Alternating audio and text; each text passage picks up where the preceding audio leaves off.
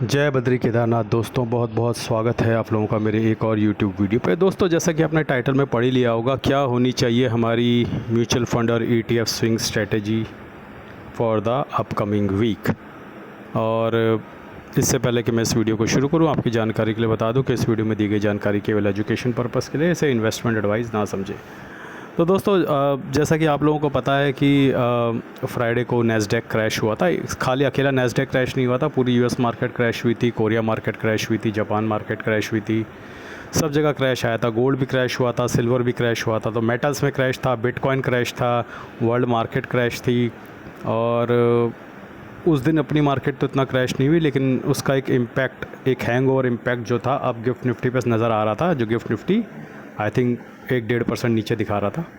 तो जहाँ तक म्यूचुअल फ़ंड की बात है, आपको एक बात ध्यान रखनी चाहिए कि म्यूचुअल फ़ंड मैं लॉन्ग टर्म के लिए निवेश कर रहा हूँ, तो मैं छोटे समय में बहुत ज़्यादा विचलित नहीं होता हूँ।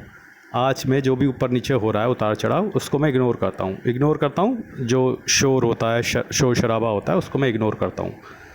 तो मेरी म्यूचुअल फ़ंड में तो SIP चुपचाप चलती रहेगी, मुझे उसमें कोई दिक्कत, कोई परेशानी नहीं है, ठीक है। और जहाँ तक बात है ETF स्विंग की, तो अगर 400 साढ़े 400 पॉइंट मार्केट नीचे चली जाती है, यानी निफ्टी, तो वहाँ पर आप अपना ETF में पोजीशन और एंट्री बना सकते हैं।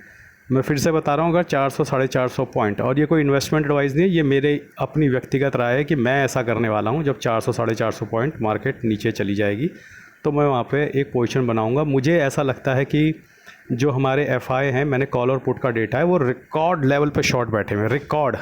और मैंने कल लाइव स्ट्रीम में भी बताया था कि एक रबड़ को जितना खींचा जा सकता है, वो रबड़ उतना खींच गया है। इससे ज़्यादा शॉर्ट्स अब जा ही नहीं सकते हैं, रबड़ टूट जाएगा। तो मुझे ऐसा लगता है कि एक शॉर्ट कवरिंग बनेगी। देखिए, परफेक्ट सिनेरियो ये होगा कि मार्केट नीचे जाए 400 साढ़े 400 पॉइंट, और वहाँ से रिकवरी आए 200-250 पॉइंट की।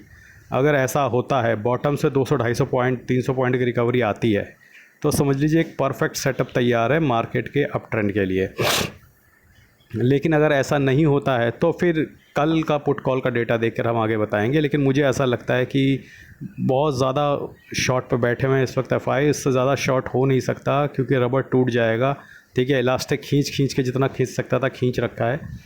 तो इस हफ्ते में बहुत सारी उथल पुथल होने वाली है। अब फाइनल कंफर्मेशन मिलेगी मंडे को कि ये टेक शेयर्स में बिकवाली जारी रहेगी या रिकवरी आएगी। अगर बिकवाली जारी रहती है, तो समझ लो अब वहाँ पर भी प्रॉफिट बुकिंग शुरू हो चुकी है। और जिन्होंने मोटी पोजीशन बना ली हैं नैस्डैक टेक शेयरों में US के, उनको अब अपनी पोजीशन संभालनी पड़ेगी। अब चले तो थे निवेश करने, लेकिन बन गए ट्रेडर। क्योंकि इस समय ऐसा ही होता है कि लालच में आके लोग बड़ा पैसा डाल देते हैं कि भैया जल्दी जल्दी फटाफट पैसा डाल देता हूँ, 2 लाख 4 लाख 5 लाख US टेक में, और फटाफट मेरा पैसा बन जाएगा। अब 4-5 लाख डाल दिया, तो अब मार्केट में क्रैश आ रहा, तो आपको टाइम भी करना पड़ेगा, वरना आपका 5 लाख फंस गया। तो इसीलिए मैं बोलता हूँ कि SIP के ज़रिए शुरू करो, थोड़ा थोड़ा डालते रहो, ताकि मार्केट में कोई क्रैश भी आता है तो आप एवरेज आउट कर सको। लेकिन लोगों का जो लालच होता है, जो ग्रीड होता है, वो उन्हें मजबूर करता है कि कहीं बस छूट ना जाए, कहीं ट्रेन छूट ना जाए, तो वो लगातार मोटा पैसा डाल देते हैं। अब अगर ये क्रैश कंफर्म हो जाता है, मंडे ट्यूसडे भी अगर ये क्रैश नहीं रुकता है, तो टेक शेयरों में बिकवाली शुरू हो चुकी है, ये समझ लीजिएगा। जहाँ तक अपने मार्केट की बात है, बहुत ज़्यादा मुझे नहीं लगता कि गिरावट मुझे फ़िलहाल नहीं दिख रही है। एटलीस्ट कल तो मुझे ऐसे ही लग रहा है कि एक डिप आके उसमें रिकवरी ज़रूर आएगी, और वहाँ से शॉर्ट कवरिंग बनेगी। अगर शॉर्ट कवरिंग बनती है FI की, तो यहाँ से निफ्टी आराम से 1000-1500 से 2000 पॉइंट ऊपर भागेगा।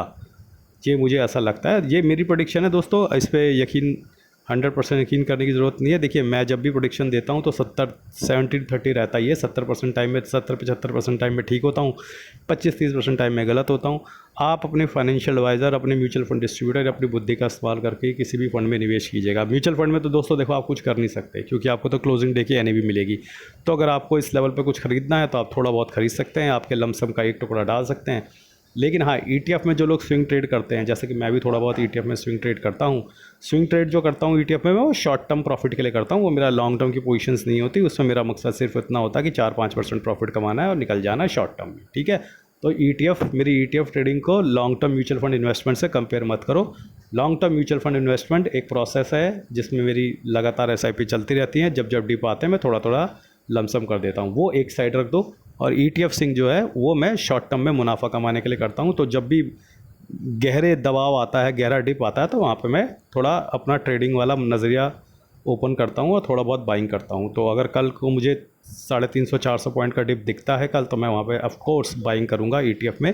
और जो मेरे पास कुछ ETF फंसे हुए हैं, जैसा कि आप लोगों को मैं दिखाता ही रहता हूँ वीडियो में, रियल्टी का ETF, मेरा FMCG का ETF, मेरा निफ्टी 20 का ETF, मेरा टॉप 10 ऐड ETF, तो 5-7 ETF हैं मेरे पास जो अभी भी फंसे हुए हैं और लॉस में हैं। उनको मैं एवरेज आउट करूँगा, ताकि यहाँ पे एवरेज आउट करके उनकी एवरेज कॉस्ट जो है उसको नीचे लाया जाएगा और उस तरीके से मुझे जल्दी इन ETFs में 4-5% का प्रॉफिट बनाकर एग्ज़िट मिलने में आसानी होगी। बाकी दोस्तों, आप लोग भी अपनी म्यूचुअल फंड SIP लगातार चलाते रहिएगा, बहुत ज़्यादा दिमाग मत लगाइएगा, क्योंकि दिमाग लगाने का ज़्यादा फ़ायदा नहीं है। हाँ, आप ETF स्विंग करते हैं तो आप लेवल्स पे ध्यान रखिएगा, जैसे मैंने अभी आज बताए हैं। तो दोस्तों, आपकी जानकारी के लिए बता दूं कि मैं MFI registered mutual fund distributor भी हूं with ARN number 357890। Mutual fund advisory और मेरे साथ जुड़ने के लिए आप मुझे व्हाट्सएप और ईमेल कर सकते हैं। मेरा व्हाट्सएप और ईमेल ID कमेंट और डिस्क्रिप्शन में ऑलरेडी पिन है, तो बिल्कुल घबराने की ज़रूरत नहीं है। मेरा व्हाट्सएप पे आप व्हाट्सएप कर सकते हैं। अगर चीज़ें नहीं बनती तो मैं आपको मना कर दूंगा या आप मुझे मना कर देंगे, इसमें कोई भी घबराने की बिल्कुल भी बात नहीं है। तो आप बेधड़ल्ले से मुझे व्हाट्सएप कर सकते हैं। आज के लिए बस इतना ही। धन्यवाद। Good bye. जय बद्री केदार।